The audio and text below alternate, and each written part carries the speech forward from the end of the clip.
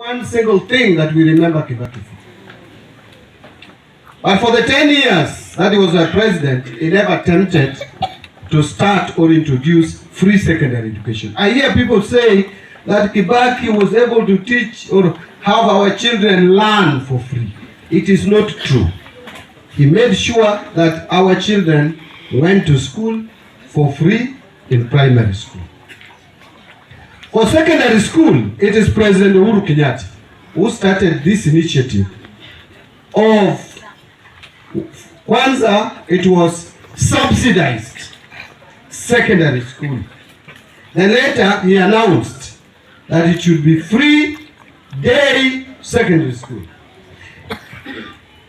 And so each child in day secondary school right now, according to government policy, should be paid for 22,000 shillings every year. For junior secondary school, it is 15,000. And for primary school, it is 1,400. But I want to tell you this, and that is the fact, that since the introduction of free day secondary school, the government has not been able to give or allocate every student 22,000. It has never happened. The government has always been having debts for schools, and this teacher can tell you, the principal. That is why you hear principal saying, we have not received full capitation.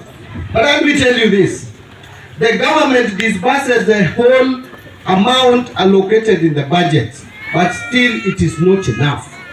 So, the only thing I did yesterday was to confirm that yes, we have allocated so much budget and we are giving it in full, but it is not enough to give every child in Kenya 22,000 shillings. That budget, if you divide by the number of children in Kenya who are in senior secondary school, you will only get about 17,000. And that is the story. That is what has been happening when Uhuru was the president. It is what we have even now. In fact, yesterday I was wondering when MPs were asking me why I have not released 22,000 per student. I asked them, where do I get that money? It is them who passed the budget. In fact, the latest budget, even the capitation we had put, Parliament reduced it further. So once a budget has been allocated, where do I have money? Where do I get money to pay the full 22,000? So whatever is there will be paid in full. In fact, for first term and second term, we have paid in full. We are waiting to pay third term. But that money is not enough. We are looking at revenue collection. And our priority is to make sure that we take the allocation to where it should be. But pretending that at the moment we are financing every student in secondary school at 22,000, junior secondary school at 15,000, primary school at 1,400, no. We have a shortfall and that is a fact. But in Kenya, sometimes people don't want to hear facts. They like fiction. They like things that is negative.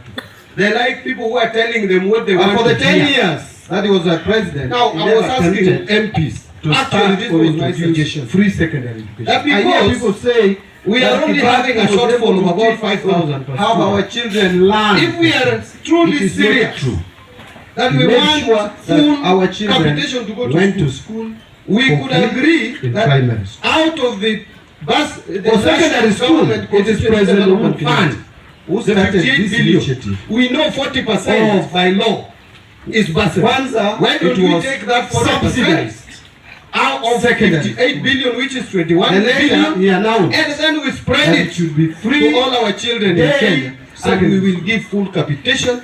No one would want and to so no one needs to go in day secondary to the MP to ask for money right now because the government shall pay should be paid for 22,000 shillings to go for every year.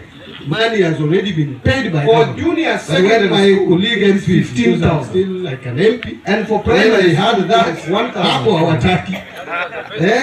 But I want to tell you the one bad is the facts to tell them that every child will get 22,000. The introduction of free The budget cannot accommodate 22,000. It can accommodate 17,000. The government has not figured how that shortfall to give or allocate. But in the meantime, I offer 22,000. One of the solutions. Yet it has the money, mop it up. The government has always decided from county bursaries they want to negotiate with us. We put it in one basket and give it to all children. That is why you hear that everybody gets. We have not received all children to go to school without pay. But let me tell you this. That is a suggestion. The government disburses the whole amount.